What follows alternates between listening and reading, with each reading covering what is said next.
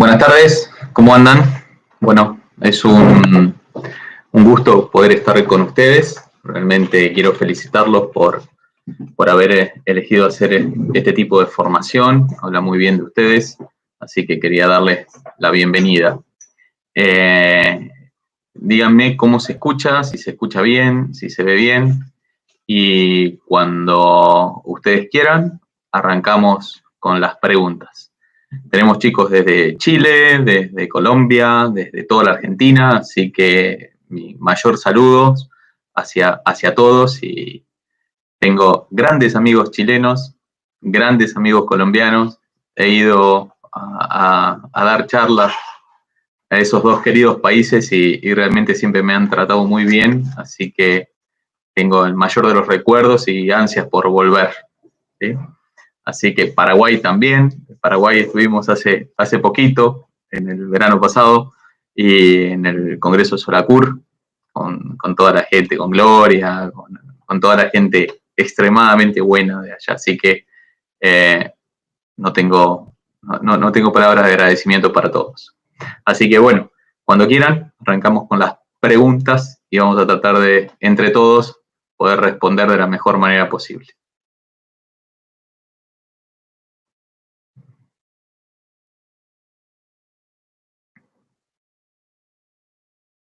Bien, funciona todo bien.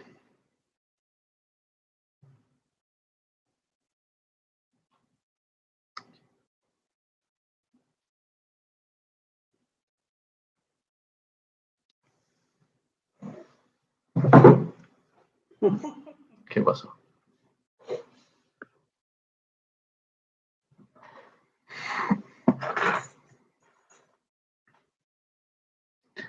Bueno, vamos con las preguntas.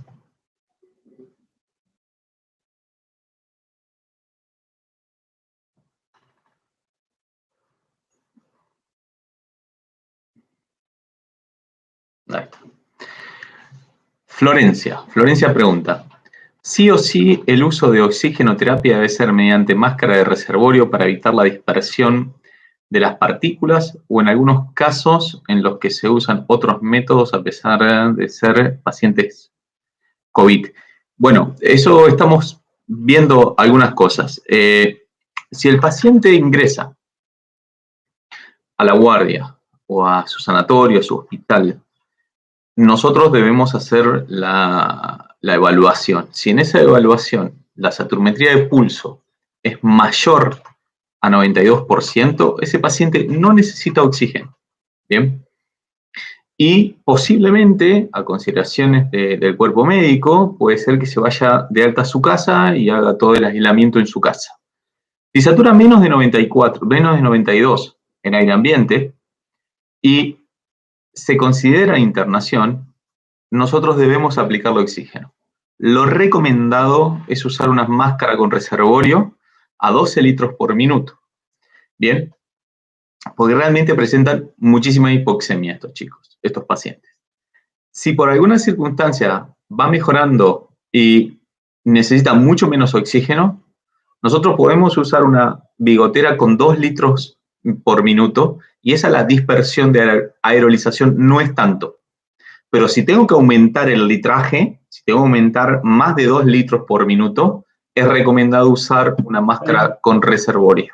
Bien, espero, Florencia, que haya resuelto tu pregunta. Si es esto un paciente no COVID, obviamente usamos una máscara de Campbell con sistema Venturi o una cánula nasal no más de 5 litros por minuto. Bien. Decime, Florencia, si está respondida la pregunta.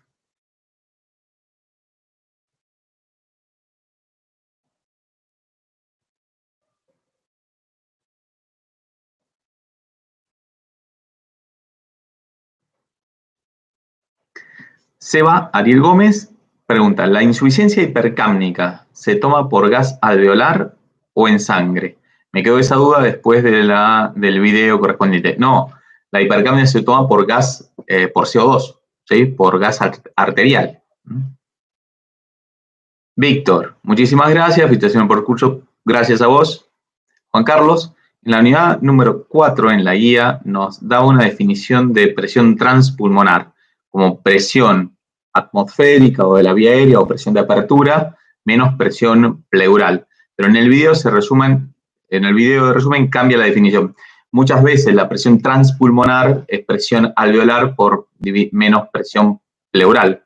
¿Bien? Es lo mismo, porque habla de presión de apertura. ¿Bien? Perfecto, entonces Florencia, ahí está, me quedo más tranquilo. Perfecto, entonces, a mayor cantidad de litraje aumenta el riesgo de dispersión, sí, si es una cánula nasal. Si es una máscara de reservorio, a 12 litros por minuto hay muy poquita dispersión. Víctor Jiménez, ¿cómo es el mecanismo por el cual mejora la hipoxemia por Jun mediante la ventilación mecánica? Entiendo que no es un problema de ventilación. Depende. Lo que vos vas a hacer es asegurarte de que no haya más injuria con la ventilación mecánica y de poner los músculos en reposo. Por lo tanto, no solamente se mejora en lo que es la mecánica ventilatoria, sino se mejora el consumo de oxígeno. Por lo tanto, por eso en ventilación mecánica vos ponés los músculos en reposo para tener una mejor distribución y una mejor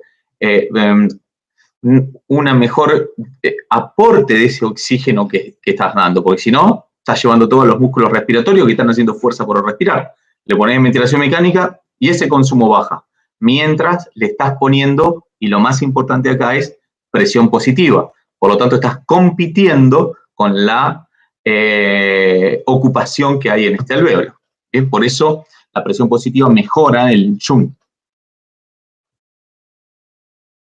Juan Carlos.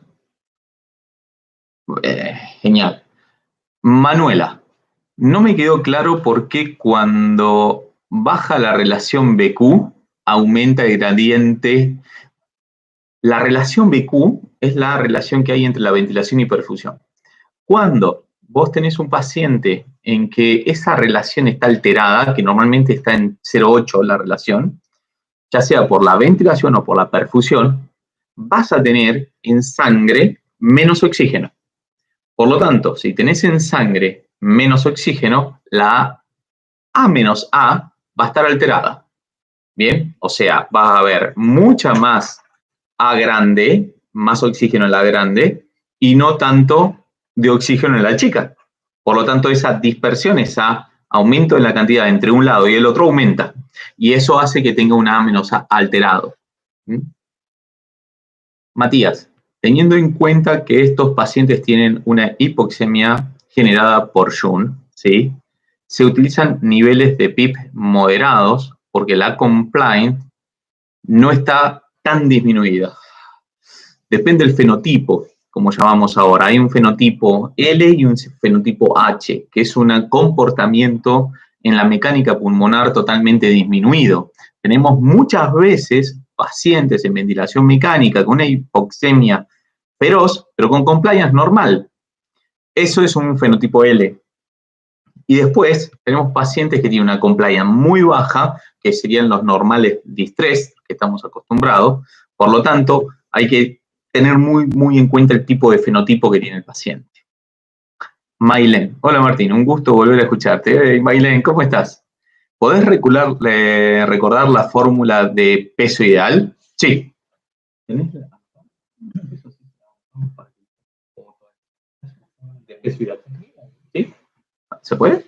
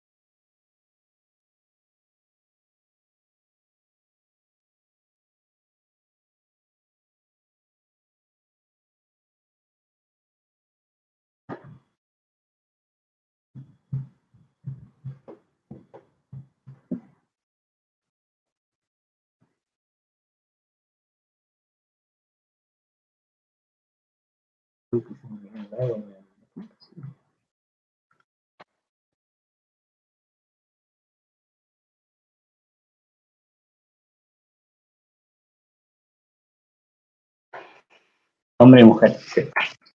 Fíjense que ahí está la fórmula, el 50 es para hombre y el de 45 es para mujer.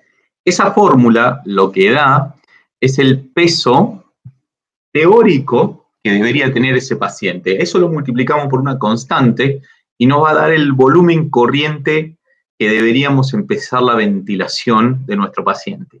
Si nosotros usamos el peso real del paciente, ahí estamos complicado, porque acuérdense que el pulmón no tiene en su volumen una cuestión del peso, sino de la altura. Por lo tanto, siempre es importante tomar el peso ideal que debería tener, que como verán en la fórmula, tiene mucha importancia la altura. ¿Bien? Decime si te quedó claro, Maylen. Maximiliano Vara pregunta, entonces, ¿el L representaría menos mortalidad? No.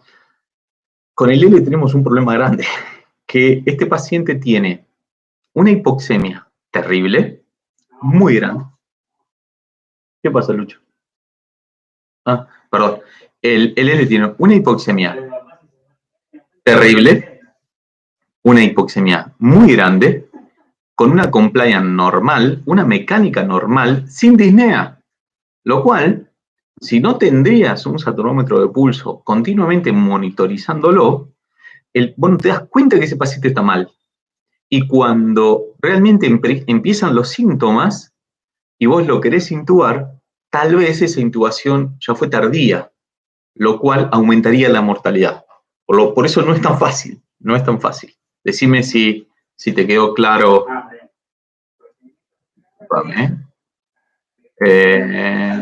Maximiliano, decime si te quedó claro.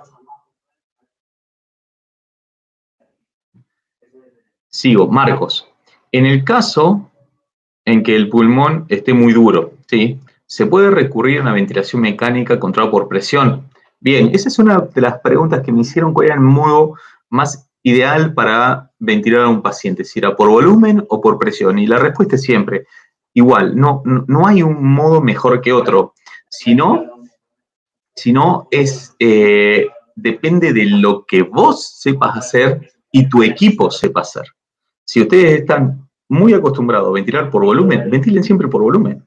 Si están acostumbrados por ventilar por presión, ventilen siempre por presión. No hay una patología que diga estos van mejor con presión y estos van mejor por volumen. Depende de cómo el equipo de trabajo está acostumbrado a ventilarlo. Bien. Francisco, ¿del fenotipo estás hablando del virus? No, de cómo afecta el virus con ciertas características al cuerpo, a la fisiología de lo que está produciendo. Bien. Seba, ¿cómo manejamos la FiO2 y la PIP si no es con la tabla FiO2? Bien, yo aconsejo aquí, para gente que no tiene tanta experiencia, manejarse con la tabla FiO2-PIP. Esa es la mejor manera. Bien, si no, uno puede usar una maniobra de Hess, ¿sí? O de Amato, en donde va a 20 de PIP, va bajando buscando la mejor compliance.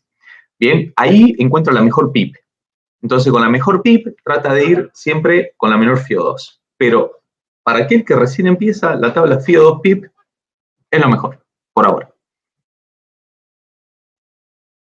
Bien. Jorge. Bien, gracias, Jorge. ¿Vos?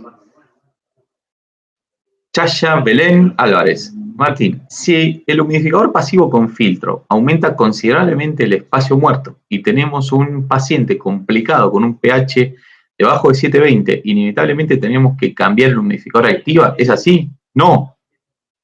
Si este paciente fuera un no COVID, yo no utilizaría humidificación pasiva. Bien, usaría un activo. Pero en estos pacientes con COVID, la humidificación activa aumenta la dispersión de la aerolización del virus. Por lo tanto, yo utilizaría el humidificador pasivo y compensaría ese espacio muerto con aumento de frecuencia o aumento de volumen corriente. Haría esa compensación, ¿bien? Pero no lo cambiaría. Dejaría con humidificador pasivo.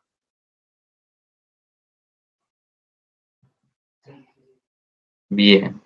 Manuela, pero cuando la hipoxemia se da por hipoventilación, ahí el gradiente es normal, sí, por supuesto, siendo que la presión arterial también disminuye, sí, por eso tendría una duda de que si aumenta, no, cuando baja, baja la relación. ¿Por qué? Porque la relación baja, pero la hipoventilación hace que en la A grande también baje, por lo tanto, la arterial baja porque baja esta, pero la diferencia no aumenta, es más, es baja, se mantiene normal. Esto no pasa en los pacientes con COVID, ¿sí? Normalmente los pacientes con COVID no están hipoventilando, al menos en la primera parte. Bien, Mauro. ¿La oxigenación con cánula se usa o no con barbijo encima para evitar la dispersión o estaríamos aumentando la sensación de falta de aire? Siempre que vos tengas que poner oxígeno y va a aumentar la dispersión. Por tanto, no es malo pensar en colocar un barbijo. Manuela, otra. No hay ningún problema, está para eso, hay que tirar todas las preguntas. En el seteo inicial, ¿con qué PIP se recomienda iniciar la ventilación en estos pacientes? Porque en algunos videos titulan 6, en otros 12, depende de la oxigenación. Normalmente entre 6 y 8 para comenzar está bien, pero después vamos a ir jugando con la oxigenación y las maniobras para titular PIP que tenemos. La mayoría de los casos de pacientes con COVID que llegan a la ventilación mecánica pertenecen al grupo de adultos. Sí. ¿Tuvieron casos de pacientes pediátricos que llegaron a necesitar soporte ventilatorio? No. No tenemos pacientes pediátricos con soporte ventilatorio, muy pocos de pediátricos positivos que requieren internación, y la experiencia internacional coincide con nuestros números, así que con eso no tenemos mayores problemas. Florencia, autopip, ¿cómo la manejamos? Un paciente que tiene autopip va a tener una alteración en la curva de flujo. Recuerden, la curva de flujo hace esto, ¿bien? O sea, no llega a la línea de base. Por lo tanto, ¿qué tenemos que hacer? Bajar la frecuencia respiratoria o aumentar el tiempo expiratorio. O sea, uno baja la frecuencia respiratoria, le da más tiempo para expirar, ¿sí? Esas constantes de tiempo tienen tiempo para expirar y de esa manera manejamos, hablando de un paciente intubado, manejamos el autopip. Perdón, dijiste que los pacientes con COVID no hipoventilan. La mayoría, la causa de su hipoxemia no es la hipoventilación, sino es una alteración del VQOP. No vienen con una disminución o una debilidad muscular. Bien, eso les pasa después que salen de la terapia intensiva, que pueden quedar con algún grado de debilidad muscular, pero al ingreso no vienen con un trastorno de la ventilación, viene un trastorno de la ventilación-perfusión, trastornos VQ.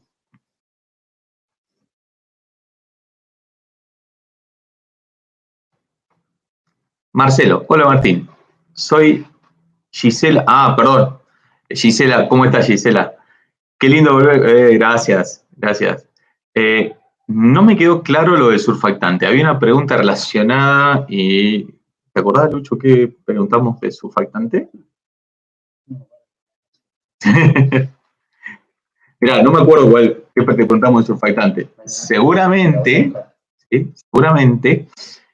Lo que genera ese shunt, o sea, el virus cuando llega y se pega en el alvéolo, lo que produce es un aumento de la cascada inflamatoria, un insulto primario y produce una alteración en la permeabilidad. ¿Bien? Esa permeabilidad hace que entre más líquido al alvéolo y que lave todos los neumonocitos, que son los generadores de surfactante. Por lo tanto, tienen más chance de hacer colapso. Seguramente te hemos preguntado algo de eso. ¿Sí? ¿Te acordás la unidad en que te preguntamos lo del surfactante? La función del surfactante. La función del surfactante es evitar el colapso. ¿Bien? ¿Qué hace el surfactante? Es un agente tensoactivo que el alvéolo en sí tiende a ir siempre al colapso. Se inspira y siempre va al colapso. Si iría al colapso, estaríamos atelectasiados. Por lo tanto, la función del surfactante es evitar que no entren en el colapso. Ahora bien, en estos pacientes se lava el surfactante y tienden a ir al colapso, lo cual es complicado. Ahí estamos. Seba, ¿podés repensar el concepto de autopip? Sí, perfecto. Mira, nosotros inspiramos. Y cuando expiramos, nuestro alvéolo tiende a ir a un tamaño normal. Ese tamaño normal de alvéolo, ¿sí?, se llama capacidad residual funcional, que es el punto de equilibrio entre el músculo que quiere expandir y el alvéolo que quiere cerrar. ¿Bien? Normalmente está muy cerca del cero, pero cuando ese alvéolo está destruido o alterado por alguna patología, no puede sacar todo el aire. Por lo tanto, en la expiración le queda mucho aire metido adentro, lo cual, recordá que para comenzar un nuevo ciclo inspiratorio respirando espontáneamente, necesito que esa presión alveolar sea negativa. Por lo tanto, si yo tengo aire acá adentro y mi diafragma quiere respirar, primero tiene que vencer esta carga elástica para luego ingresar el aire nuevo. ¿Bien? Por lo tanto, ese concepto de autopip aumentaría la carga ventilatoria, haciendo que el paciente tenga que hacer mucho más esfuerzo para inspirar. ¿Bien? Decime si te quedó claro, Seba. Por eso, cuando estos fenómenos aparecen en ventilación mecánica, ¿qué hacemos nosotros? Le bajamos la frecuencia respiratoria para que ese alvéolo, que le va a llevar más tiempo, disminuimos el autopip. Bien. Decime, Seba, si te quedó claro. Víctor, ¿cómo vemos la compliance en el ventilador? En los ventiladores modernos, uno aprieta un botón y le va a sacar la compliance. ¿Qué es la compliance? Es volumen corriente dividido presión pico o presión plató menos PIP. Y eso le va a dar un número que normalmente en un paciente sin alteración pulmonar está entre 60 y 100. ¿Qué quiere decir eso? Que tiene capacidad de distensibilidad y volver a su tamaño normal. Si el paciente tiene una neumonía, tiene el pulmón lleno de moco, tiene el pulmón lleno de exudado, no va a poder expandir y volver a tamaño normal. Por eso la compliance en estos pacientes es muy baja. ¿Bien? En los fenotipo H. Mailén, volumen de compresión. No me quedó claro. Es una pregunta normal. El volumen de compresión en los respiradores nuevos no se hagan problemas, porque ¿qué es? Es un pequeño volumen que queda por la distensibilidad de la manguera, de la tubuladura.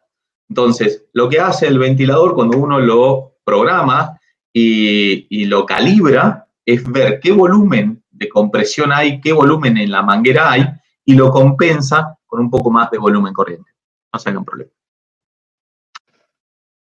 Cristian, adhiero a la pregunta de Romina. ¿Maniobra de reclutamiento no recomendada en estos pacientes? ¿Por qué? No es recomendada la maniobra de reclutamiento. Nosotros recomendamos solamente una maniobra de reclutamiento, que es la inicial. Intubamos al paciente por una insuficiencia respiratoria, porque no puede mantener su ventilación solo. Entonces, ¿qué hacemos ahí? Intubamos, hacemos una maniobra de reclutamiento, ¿bien? Normalmente no hacemos la de 40 por 40, sino hacemos 20. Vamos bajando hasta buscar mejor PIP y mejor compliance. Y una vez que encontramos la PIP ideal con esa maniobra de reclutamiento y esa selección de PIP, lo que hacemos es instaurar una conducta protectiva.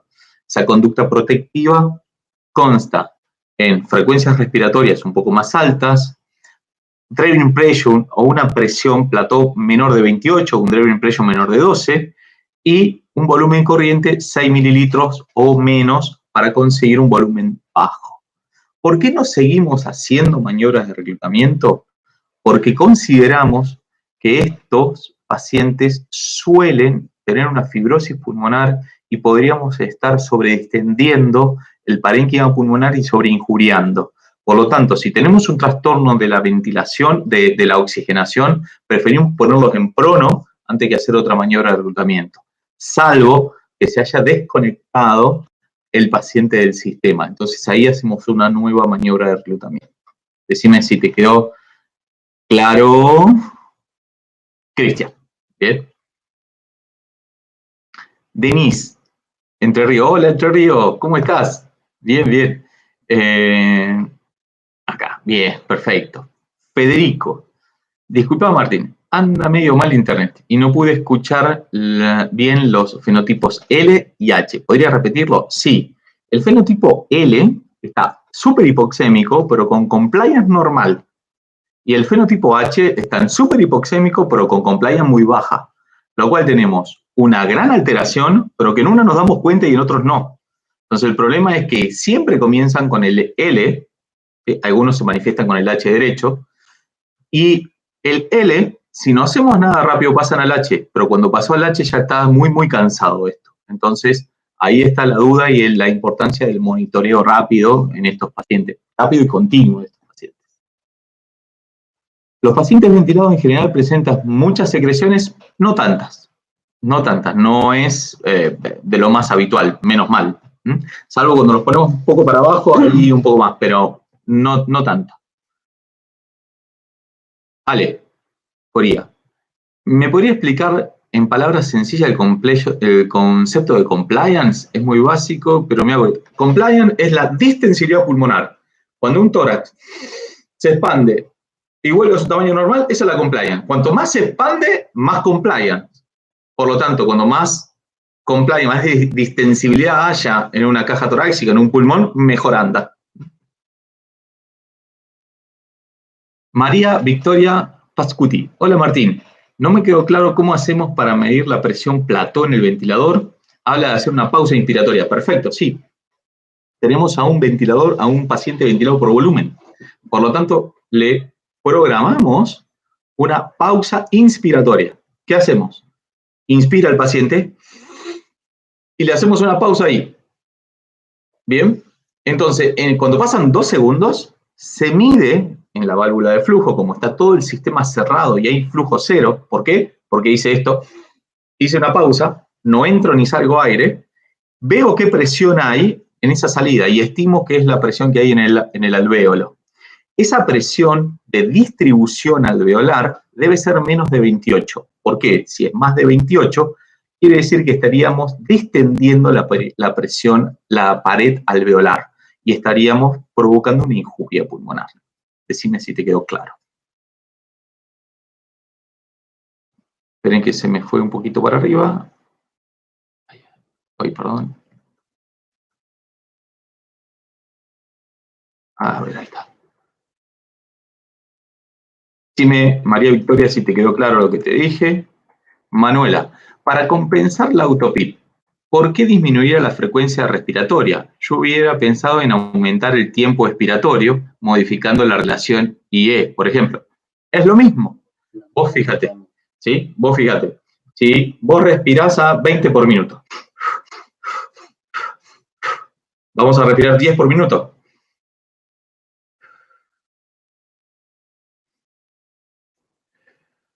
Es exactamente lo mismo, ¿sí? Por lo tanto, cuando vos bajás frecuencia respiratoria, indirectamente estás aumentando el tiempo expiratorio. ¿Bien?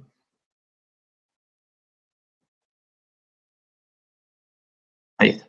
Florencia, la posición prono está solo indicada cuando la maniobra de reclutamiento o tiene alguna otra indicación. No. Yo inicio con una maniobra de reclutamiento. Espero un tiempo, 12 horas aproximadamente, o antes. Si el paciente no mejora y tiene una PAFI menos de 150, ese paciente va a prono.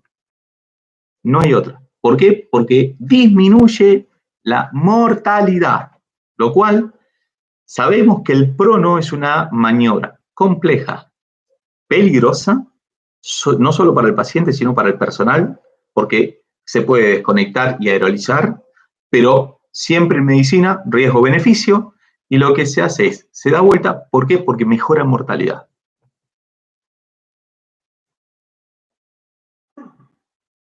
Bien, entonces, resumiendo, el prono siempre hay que hacerlo cuando la PAFI está en menos de 150. Bien, ese es el punto, que con otra cosa no lo logré mejorar, PAFI menos de 150, vamos a probar. Después me van a preguntar cuánto tiempo. Lo ideal es 16 horas, pero ahora estamos trabajando entre 24 y 48 horas en prono. ¿Sí? Vemos que en el paciente exclusivamente COVID. Rocío, ¿pueden explicar un poco sobre el aumento de la presión y la compliance cuasi estático en el tórax? Sí, el cuasi estático es porque para hacer una estática necesitaría más tiempo. ¿Sí? Esos son dos segundos. Bien, pero es igual que distensibilidad, es la apertura que hay en el tórax.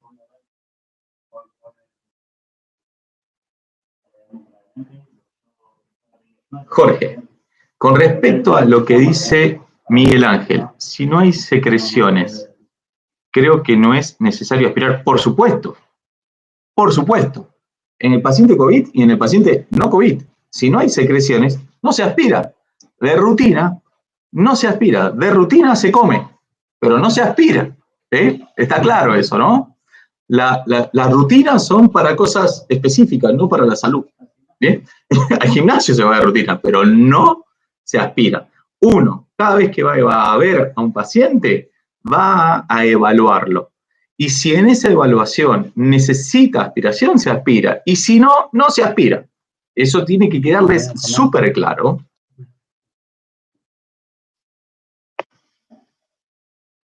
Maximiliano, ¿sugiere algún libro para reestudiar o profundizar sobre técnicas respiratorias para rehabilitación, pensando que en un futuro, ojalá cercano, debamos atender pacientes recuperados? Hay varios, después mandame un mail, martinmanago@gmail.com, y te doy alguna bibliografía específica de ejercicios respiratorios, no hay ningún problema. Desde la kinesiología, habla de mantener entre 16 y 18 horas el circuito prono, igual que en los distrés. Ahora se está hablando de mantenerlo mucho más tiempo. Eso es lo que nos dicen los últimos trabajos, o lo que veníamos haciendo en un paciente de distrés no COVID. Ahora hemos encontrado que en los pacientes de distrés COVID necesitan mucho más tiempo en prono. Así que estamos teniendo mucho más tiempo de prono. Díganme si se va entendiendo, si hay algo que no se entiende. Díganme y lo explicamos de vuelta, no hay ningún tipo de problema. ¿Sí?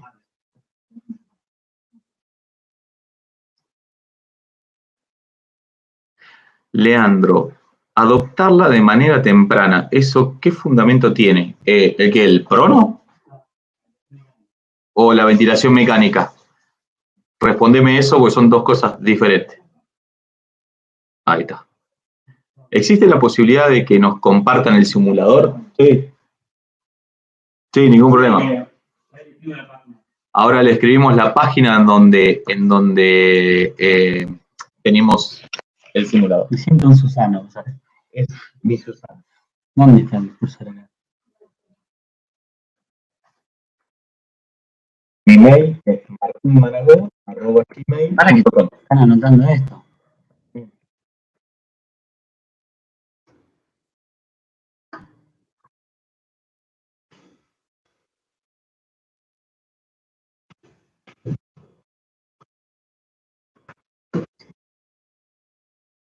Yo le escribí ahí y mi número de CBU, ya uno me quiere tirar. Te lo van a sacar, te lo van a chupar. No, te van a chupar. Seguimos con las preguntas. Ahí tienen mi mail por cualquier cosa. Y en el prono, ¿por qué hacerlo rápido y por qué fundamento tiene? Es porque cuando uno prona a un paciente, lo que busca es que el mediastino tire las unidades alveolares posteriores hacia abajo y las puedas abrir, sabiendo que no hay una modificación en la perfusión, sino que la perfusión se mantiene medianamente, no por característica de gravedad, sino por calibre de capilar. Por lo tanto, sigue habiendo más perfusión en la parte posterior, que ahora estaría boca abajo, ahí. Se tracciona las unidades alveolares que hay acá, se abren y mejora el intercambio gaseoso. ¿Por qué se hace tan pronto? Porque queremos que no haya fibrosis. Porque cuanto más tiempo pasa en ventilación mecánica el paciente, más fibrosis hay, lo cual más difícil es traccionar esto. Por eso es pronto hacer el prono, y esa es la justificación fisiológica. Decime si les quedó claro. Bien.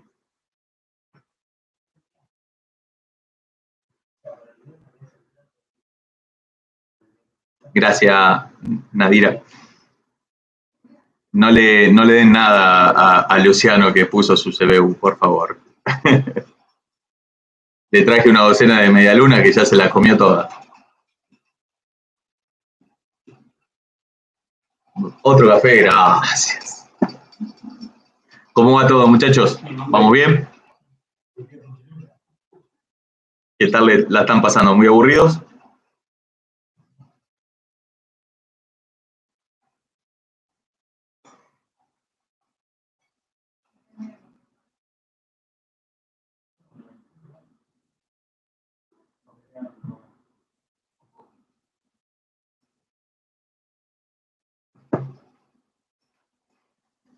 Muchas gracias. Seba, ¿podrás repetir las maniobras de reclutamiento inicial? Sí. Bajamos el volumen, lo tenemos controlado por volumen, paciente totalmente dormido. Lo que hacemos es bajar el volumen corriente, ponerlo bien bajito, subir la presión hasta 20 de presión inspiratoria o 20 de PIP, e ir bajando, ¿sí? Ir bajando progresivamente esa maniobra, esa PIP, de 2 en 2, mirando siempre la compliance pulmonar. Entonces nosotros sabemos que tenemos que buscar la mejor compliance. ¿Bien? Por lo tanto, subimos, la compliance va a estar baja porque está todo distendido. A medida que va bajando, va a ir mejorando la compliance. Una vez que encuentro el mejor valor, vuelvo a hacer esa maniobra y me quedo en ese valor estándar. Y ahí hice una maniobra de reclutamiento y busqué la PIP ideal.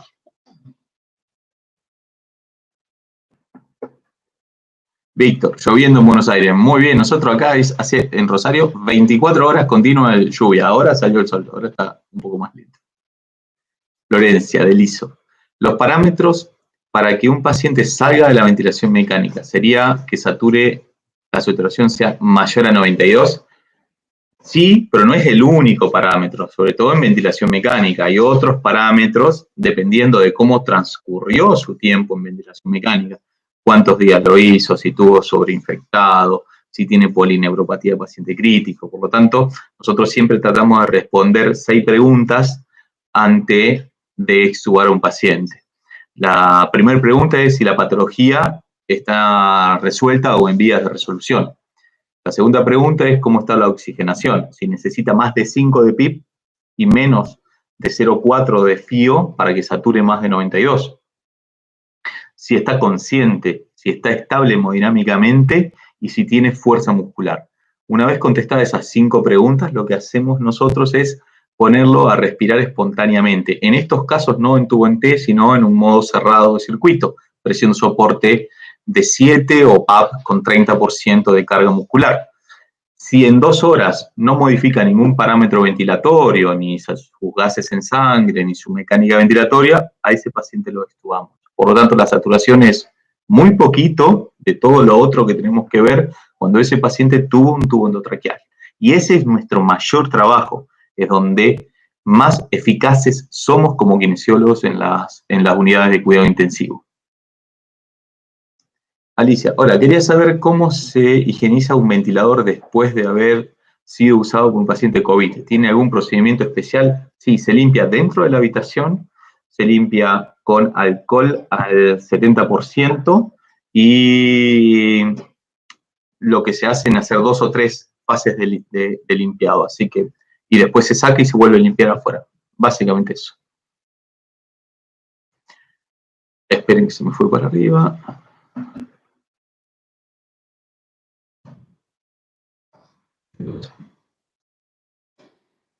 Martín, Juan segundo. Martín, una pregunta en caso de que el paciente presente autopip. ¿Se podría contrastar subiendo la PIP siempre y cuando no supiéramos el valor de autopip? Si vos querés disminuir el trabajo ventilatorio, podés subir PIP en el caso de que tengas modos espontáneos. Si el modo es totalmente controlado, vos podés subir PIP y ver qué pasa. Si te bajó la autopip era porque tenías muchísima obstrucción a nivel distal. Pero también puede ser en que vos subas PIP y suba el autopip. En ese caso, PIP 0 y alargar tiempo expiratorio. O fijarse por qué tiene PIP, autopip ese paciente. Si es algo estructural, de lesión en el parénquima pulmonar, o es algo iatrogénico por mal seteo ventilatorio o por algo funcional, ya sea que tenga secreciones o que tenga un broncoespasmo. Si tiene secreciones lo aspiramos, si tiene broncoespasmo le hacemos aerosol terapia. Decime, Juan, si te quedó claro. Gracias a Yelén. Karen, buenas tardes. Quería saber si hay material sobre curvas normales y anormales para darnos cuenta a la hora el ventilador tiene alteración. Hay 1.000.000 de curvas de esas. No queríamos agregarlo en el material porque nos pareció muy extenso. Pero si te es de tu interés, mándame un mail y te mando información. No hay ningún tipo de problema. Ale, Martín, según la Sociedad Española de Neumonología y Cirugía Torácica, ¿está contraindicado el prono en pacientes con distrés respiratorio? ¿Los pacientes con COVID no se comportan como distresados? No, está equivocado eso. Debe estar contraindicado y nosotros lo contraindicamos en un paciente con distrés respiratorio y una cirugía torácica, a tórax abierto o abdominal abierto. Pero no. Si no tiene algo que tenga el tórax abierto y tiene un distrés, hay que ponerlo boca abajo. ¿Sí? Millones de trabajos que eso lo comprueban. ¿Sí? No es así. ¿Sí? Francisco, el inicio siempre se pone la FIO2 al 100 y después, ¿en qué tengo que fijarme para ir modificando ese parámetro? En la saturación. Siempre arrancas con FIO2 al 100% y luego vas, si el tipo está con FIO2 al 100% y satura 100% o 99 o 98, ya no le hace falta eso. Entonces, vas bajando, ¿sí?, la FIO para que siempre sature arriba de 94. Por eso se dice siempre menor FIO2 para una saturación de 94. Bien. Agustina, ¿el Drain Impression lo calcula el ventilador o cómo lo calculamos? Los nuevos ventiladores ya tienen algunos modos que lo calculan. Si no, lo calculamos nosotros. ¿Cómo se calcula el Drain Impression? Presión plató menos PIP. Repito, presión plató menos PIP. Diana, sí. ¿Cómo debería hacer aerosol terapia en un paciente con COVID en caso de requerir la realización? Mencione algo relacionado en uno de los videos. Si podés evitarlo, evítalo. ¿Bien? ¿Por qué? Porque la aerolización que se genera con la aerosol terapia, la nebulización, es terrible. Lo cual, los riesgos de que te contagies vos y cualquier persona que va a entrar a esa habitación son muchísimos. Por lo tanto, tiene que estar precisamente indicada. Y si está precisamente indicada y está ventilado, yo utilizaría una aerocámara para usar un HMI, un inhalador de dosis media. Y si no puedo eso, utilizaría una nebulización, pero con terribles cuidados a la hora de la aerolización, tanto en tu protección como en la de todos los lugares. Imagínate que con la nebulización, cuando expira, según el flujo que tenga, va a ir entre 1,5 metros y 2 metros. Por lo cual, va a haber, por esa superficie, va a haber virus de lo que se te ocurra. Decime si te quedó claro, Dayan. Rocío, ¿el prono sirve para otras patologías como ocupación alveolar? Sirve para el distrés. Ahí está comprobado la baja en la mortalidad. Bien, recuerden que el trabajo de 2013 que demuestra que disminuye la mortalidad en los pacientes con distrés fue el primero de 500 trabajos del 2000 al 2013 en disminuir la mortalidad en el distrés. Por eso toma vital relevancia. Vale, perdón. Repetir la pregunta que te hice de presión plató en pediátrico, que justo me quedé sin internet. No me acuerdo la pregunta de presión plató en pediátrico. Repetímela, por favor, porque no la recuerdo. Me parece que o me la salteé porque no la recuerdo. Vale, ok, el prono me llegó en un artículo de la sociedad. Me parecía contrario a lo que estaba diciendo en normas generales. Yo no hablaba de pacientes con cirugía de tórax. No, revisá ese artículo porque, ojo, está súper indicado el prono en el distrés respiratorio, ¿bien? Es lo que más estamos trabajando ahora. En agudo, en las primeras 24 a 48 horas, hay que rotar al paciente.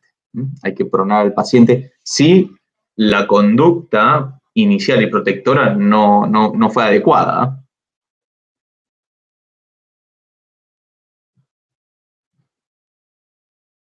Bien. Manuela, no me queda clara la finalidad de las maniobras de reclutamiento en el distrés y en qué modo ventilatorio la realizaría. Como comenté recién, Manu, siempre vas a hacer una maniobra de reclutamiento cuando iniciás la ventilación mecánica. Bien, antes la hacíamos a cada rato y realmente lesionamos mucho el pulmón. Entonces, cuando uno va a iniciar la ventilación mecánica, recordá que están shunteados, tienen shunt esos pacientes y tienen una compliance muy baja. Por lo tanto, decimos siempre que tiene un pulmón colapsado. Por lo tanto, si yo lo voy a ventilar y voy a instaurar mi estrategia ventilatoria en un pulmón colapsado, realmente me va a ser muy difícil. Por lo tanto, al inicio de la ventilación mecánica, lo que tratamos de hacer es abrir el pulmón y mantenerlo abierto. Ese es el concepto que nos han metido en la cabeza. Abrir el pulmón, mantenerlo abierto con una conducta protectiva. Entonces, por eso hacemos la maniobra de reclutamiento, al inicio, no de rutina. ¿Se están cansando? ¿Se están aburriendo mucho? ¿Cómo va hasta ahora, muchachos?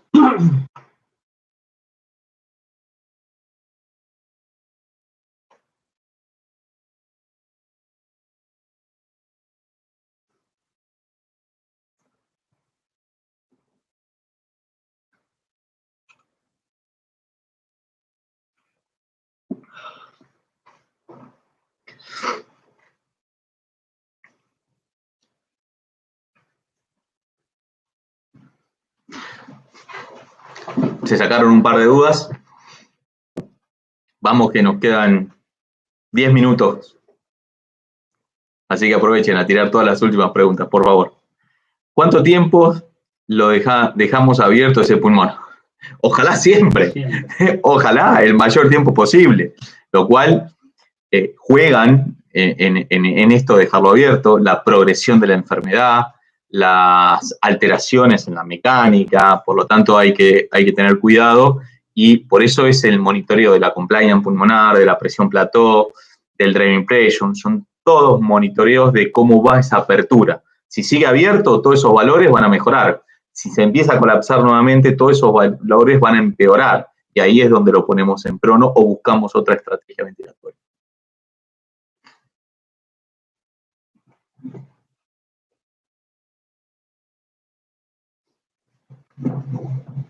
Gracias a todos por los saludos. ¿Cómo sabemos cuál es la mejor compliance? Buena, Karen. Vamos a suponer, es un ejemplo. ¿Bien? Yo intubamos a un paciente, subo la PIP, mido compliance y su compliance ahí es de 35. ¿Bien? Perdón, de 30. Bajo de 20 a 18 y la compliance es de, que dijimos que era 30 acá, ¿sí? Es de 32. Bajo 2 puntos, 40. Bajo 2 puntos, 45. Bajo otro 2 puntos, 40. ¿Bien? Bajo otro 2 puntos, 30. Entonces 45 fue la mejor compliance. ¿Qué hago después? Vuelvo, hago de vuelta todos los 20 de presión y ya directamente lo dejo en ese punto donde tenía 45 de compliance. Así busco la mejor compliance. Janina, buenas tardes. ¿Qué tan recomendado es seguir trabajando al paciente en decúbito prono de los que se manejan en casa? Ay, no entiendo la pregunta. A ver. Buenas tardes. ¿Qué tan recomendado es seguir trabajando al paciente en decúbito prono de los que se manejan en su casa? No entiendo. Repetímela nuevamente para ver qué hacemos. Virginia, bien.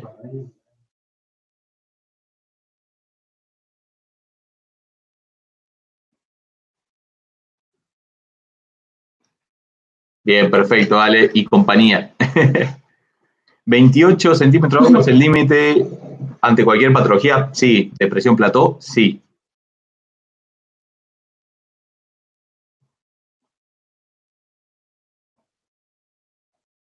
Bien, normalmente en niños no se toma la presión plató porque se ventilan generalmente por presión. Por lo tanto, al ventilar por presión, ya uno la va limitando a esa presión inspiratoria, no necesitando generar presión plató. Por lo tanto, en los niños, no, como lo ventilamos por presión la mayoría, no hay ningún tipo de problema. En pacientes ya salieron de UTI, ahí está. Gracias, Janina. Si el paciente no desatura, no es necesario ponerlo en prono, ¿sí? En prono en respiración espontánea, así que eso no te hagas problema. Un paciente que salió de UCI, que está en su casa y que tuvo COVID y que no tiene alteraciones en la saturación, no necesita estar en prono, no te hagas problema.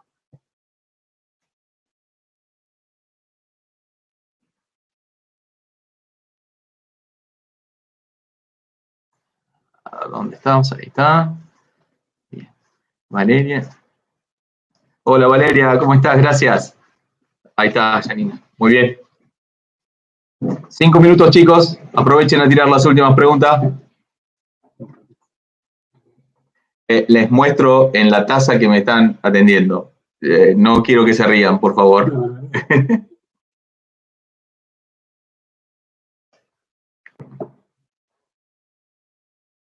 Maximiliano, se hablaba de menos de 200 pacientes en el país en UCI, ¿no? Sí. ¿Qué piensan ustedes del futuro de desarrollo o no del COVID en Argentina? ¡Qué pregunta, Maxi! ¡Qué pregunta! No sé. Hace un mes y medio, nosotros hace 3 meses que nos estamos preparando. Nos preparamos primero sin mucha confianza.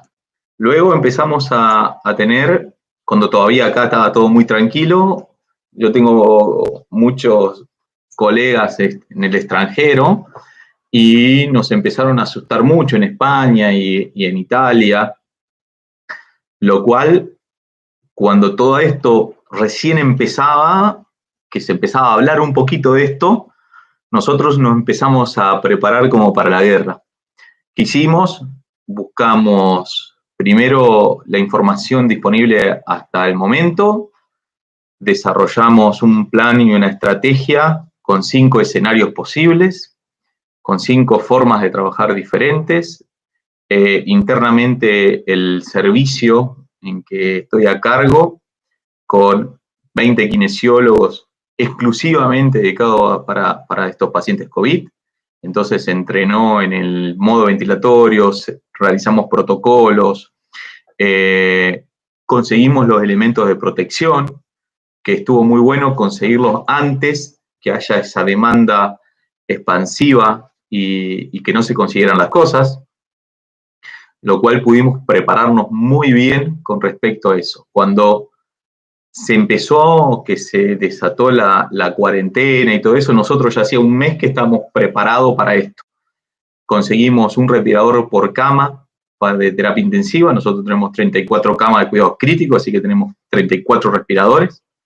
Conseguimos que esos 34 respiradores sean de última jerarquía, que todos los sepamos usar, hicimos los diferentes protocolos. Seleccionamos el personal, hicimos un personal que trabaje 15 días, el otro descansa 15 días y tengo 7 personas en reserva, con un entrenamiento y una formación a otra gente, lo cual nos hemos preparado con todo. Y hace más o menos, ¿cuánto hace la cuarentena ya? ¿Un mes y medio? Casi 40 días, tuvimos 2 pacientes ventilados.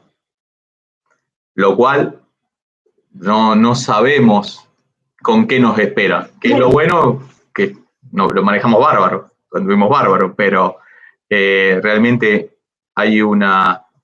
no hay pacientes COVID y no hay pacientes no COVID. Y los que ingresan terriblemente complicados, porque están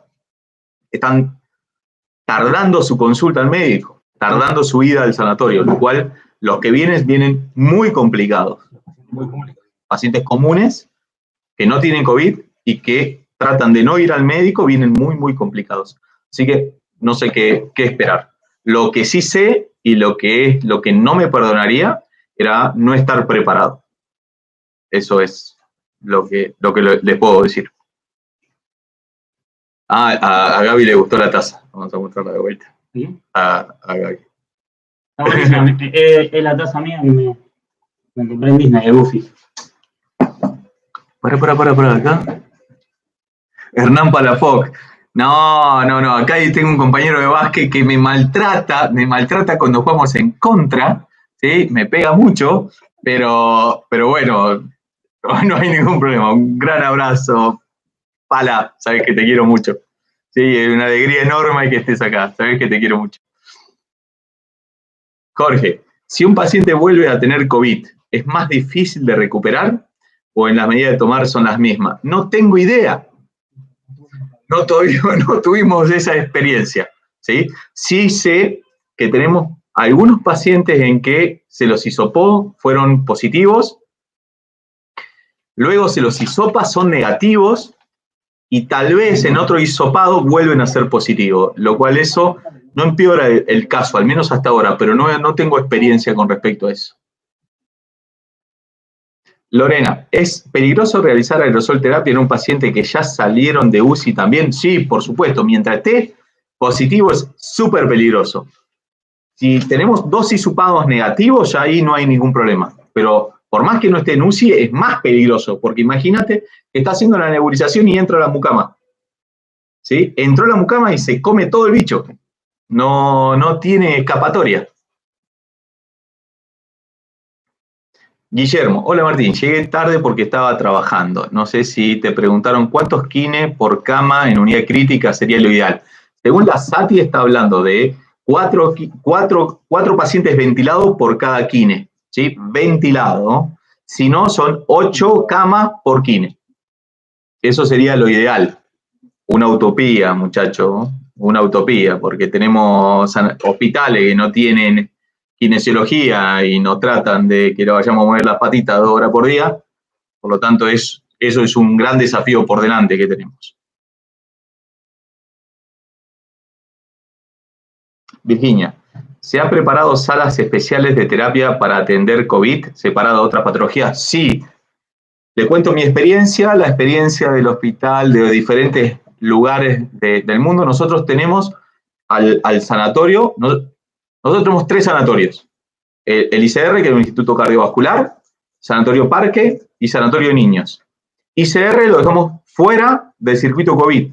Entonces, ahí se atienden todas las patologías que no son COVID. Y en el parque se ha hecho 2 sanatorios.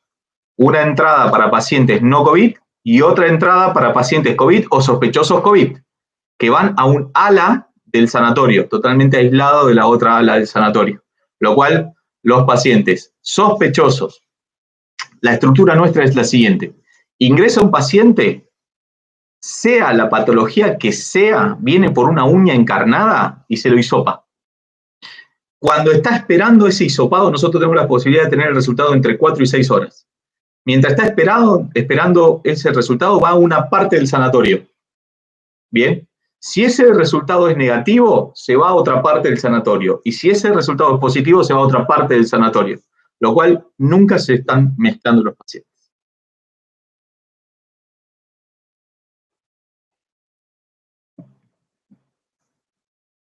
Fernando, saludos. Por fin conecté desde Calama. Hola Calama, ¿cómo estás, Chile? ¿Bien? Bien. Marcelo Moschini, soy Griselda. Perdón, vuelvo a llamarte Marcelo. Vivo en España y acá no hay kine en UTI. Sí, es un gran problema de España. ¿Sí? Si bien toma relevancia la enfermera, bien, pero no tiene la formación en esa terapia por el ejercicio que tiene el kinesiólogo. Es un gran problema de España, no así Italia y no así los otros lugares. Presión plató es menos de 28, pero cuando es ideal. No hay una plató ideal. No tenés que superar eso. Alicia Villol, muchas gracias Martín, muy claro. Bueno, gracias. Gracias. Gracias Virginia. Me tomo un respiro, me tomo en mi taza. Es mi taza. Lucho, lo menos que puede hacer es que para mi cumpleaños me regala, no esta taza, una taza igual. Bueno, no, local, que no tenga nombre local.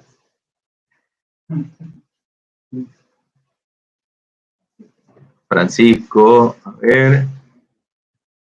Perdón. Francisco. Perdón, Franz. Hablando de la sensibilidad inspiratoria, en la guía sale que son 2 litros por minuto, pero creo que en un video escuché que había que setear la menor posible. ¿Cuál es el límite? Bien, hay muchas, pero básicamente hay 2 triggers o sensibilidad. Uno es por volumen y otro uno por flujo y el otro es por presión. Si es por flujo, es 2 litros por minuto aproximadamente. Si es por presión, es menos 1 centímetro de agua. ¿Bien? ¿De qué estamos hablando acá? Es de la fuerza que debe hacer el diafragma para que el respirador o el ventilador se entere que este muñeco quiere respirar. ¿Bien? Por lo tanto, siempre debe ser lo menor posible. Ese concepto, y le dice un profe de educación física, de entrenar al paciente, de que la sensibilidad sea cada vez más dura, es una burrada. No existe eso, no es una mancuerna la sensibilidad, sino habría que ponerlo lo menos sensible posible para que con el mínimo trabajo ventilatorio ya me esté entregando aire el ventilador. Lo normal es 2 litros por minuto o menos 1 centímetro de agua. Pero si con eso está muy duro, puedo ponerlo más lento. Y si lo pongo más bajo, ojo que no me dispare sin mi actividad. Eso se llama autotrigado. Decime, Francisco, si te quedó clara la explicación.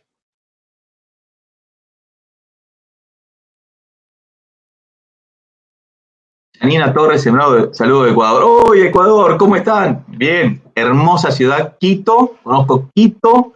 Conozco Guayaquil y conozco Mantra.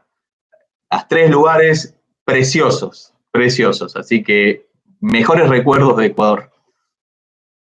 Luis Fernando García Rojas. ¿Cómo se puede enfrentar a un paciente con COVID-19 si no hay un... Bien, creo yo, ¿no?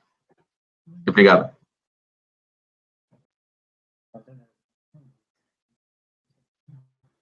Uy, Guayaquil, ¿cómo estás?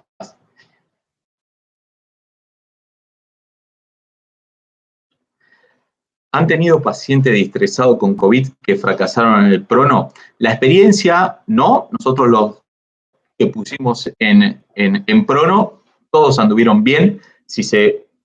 Los que fallecieron por otros motivos, no por su oxigenación. Y la experiencia de los reportes es todo que han dado bien. Mejora significativamente la oxigenación.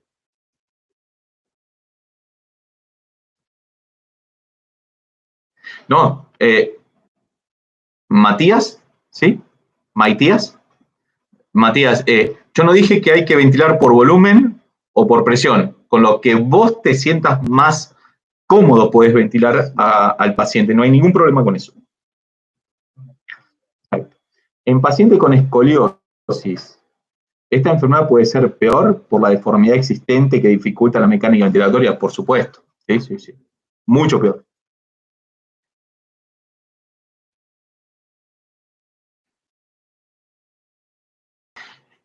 Luis, postas rurales son pueblos alejados de las grandes ciudades que no tienen infraestructura. ¿A eso te referís como postas rurales? Respondeme eso, así te puedo responder la pregunta. Sí, saturación. Sí, la saturación es menos de 92 y uno no tiene un equipo de ventilación mecánica, algo, debería derivarlo a un centro de más complejidad. ¿Bien? Y realmente en los lugares donde no hay un personal idóneo en la parte respiratoria, se complica bastante. La evidencia es muy clara en la pandemia de gripe A. En la pandemia de gripe A, la mortalidad, ¿sí?, estándar llegaba al 20%, más o menos. Pero hubo terapia intensiva en donde fue el 100%, y otras donde fue el 17%, porque depende de la estructura de esa unidad, del recurso humano de esa unidad, con cuál hace frente a esta patología. Por eso están haciendo esto, para que al menos sepamos básicamente cómo actuar. Y fíjense que ya es mucho, porque pueden resolver muchos problemas dándole la oportunidad a estos pacientes.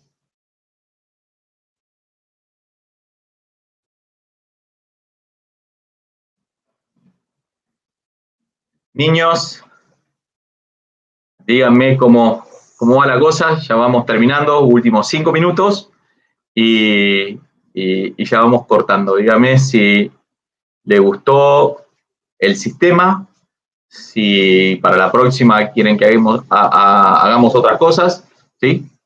Váyanme contando.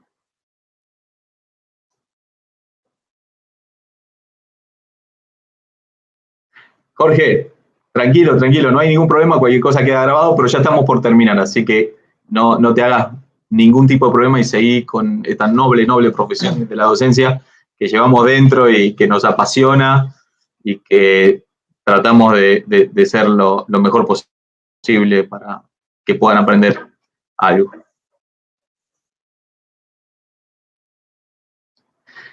Es bueno tener a profesor de educación física capacitado para poder ser parte del equipo. Lo que haga, sea una mucama, todos, si se preparan, pueden ayudar. No hay ningún problema con eso.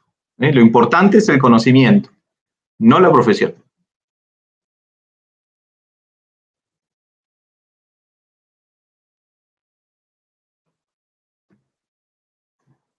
Gracias, Fede.